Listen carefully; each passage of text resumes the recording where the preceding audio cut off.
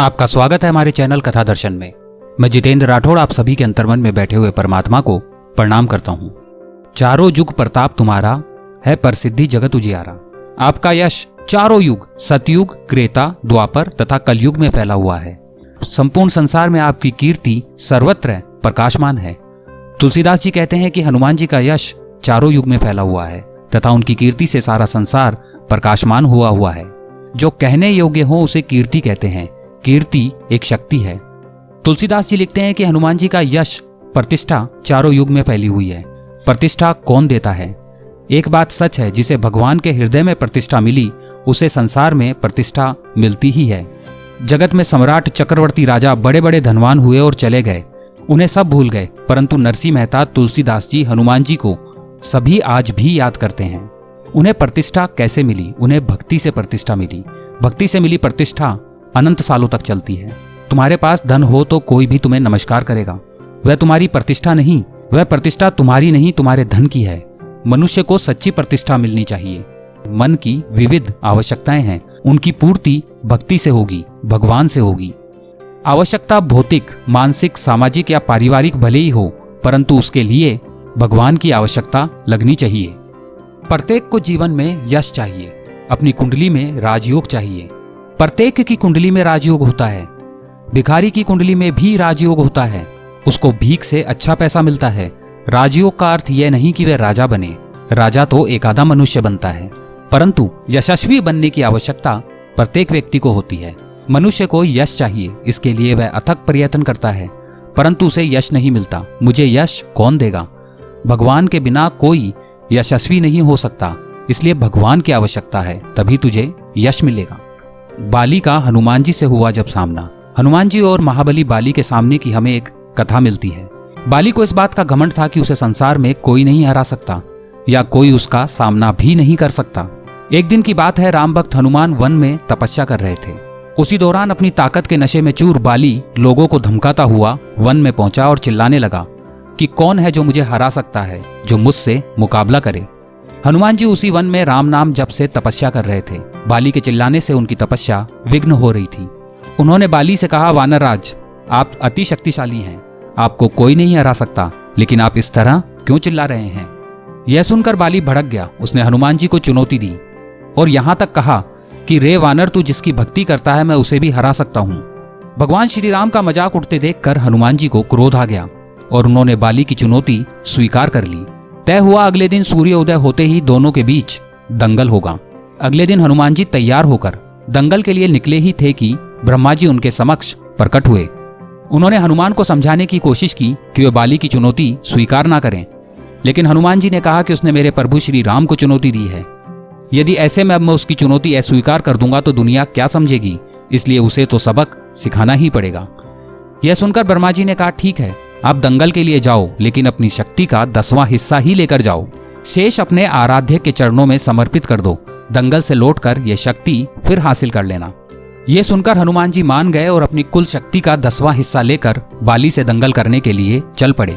दंगल के मैदान में हनुमान जी ने जैसे ही बाली के सामने अपना कदम रखा, ब्रह्मा जी के वरदान अनुसार हनुमान जी की शक्ति का आधा हिस्सा बाली के शरीर में समाने लगा। इससे बाली के शरीर में उसे अपार शक्ति का एहसास होने लगा। उसे लगा जैसे ताकत का कोई समंदर शरीर में हिलोरे ले रहा हो। चंद पलों के बाद बाली को लगने लगा कि मानो उसके शरीर की नसें फटने वाली है और रक्त बाहर निकलने वाला है। तभी अचानक वहां ब्रह्मा जी प्रकट हुए और उन्होंने बाली से कहा, खुद को जिंदा रखना चाहते हो तो तुरंत हनुमान जी से कोसों दूर भाग जाओ, अन्यथा तुम्हारा शरीर फट जाएगा।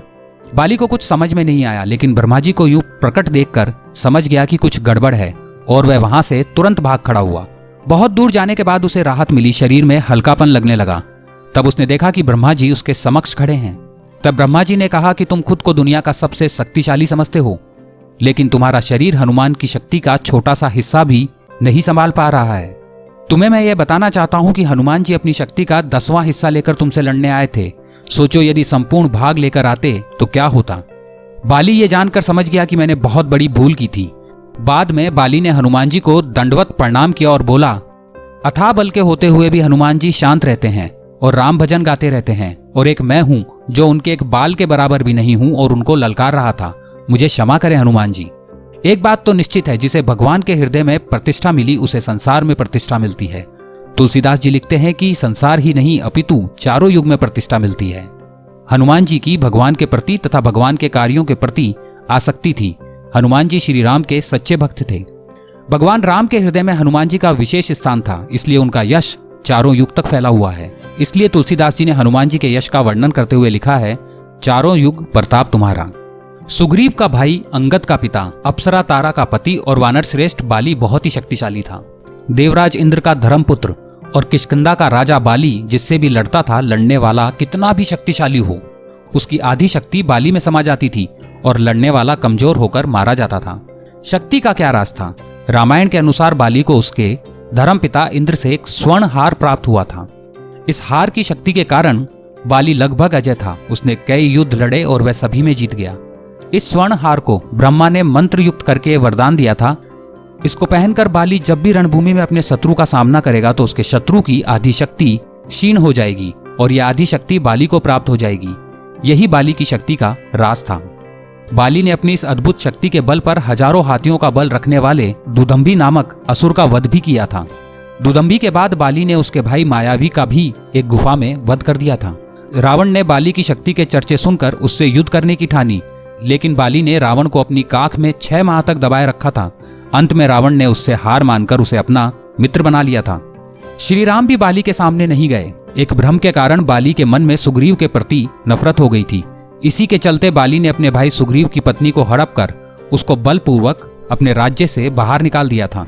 हनुमान जी ने सुग्रीव को प्रभु श्री राम से मिलाया। सुग्रीव ने अपनी पीड़ा बताई और यह भी बताया कि किस तरह बाली दूसरों की शक्ति को अपने भीतर खींच लेता है। फिर प्रभु श्री राम ने बाली को छुपकर तीर से वार किया, जबकि बाली और सुग्रीव में मलयुद्ध चल रहा था। चूंकि प्रभु श्री राम ने कोई अपराध नहीं किया था, लेकिन फिर भी बाली के मन में यह दंश था कि उन्होंने मुझे छुपकर मारा है। तब प्रभु श्री राम ने उसे वचन दिया कि तेरी यह पीड़ा दूर हो जाएगी। जब प्रभु श्री राम ने कृष्ण का अवतार लिया, तब इसी बाली ने जरा नामक बहेलिया के रूप में नया जन्म लेकर प्रभाव क्षेत्र में विष युक्त तीर से श्री कृष्ण को हिरण समझकर मारा, जब वे एक पेड़ के नीचे योग निंद्रा में विश्राम कर रहे थे। इस तरह बाली का दंश या बदला पूरा हुआ। हनुमान चालीसा के 23वीं चौपाई में श्री तुलसीदास जी लिखते हैं, आप साधु और संतों की रक्षा करते हैं तथा दुष्टों का सर्वनाश करते हैं। आगे के क्रमांक में उसका वर्णन है।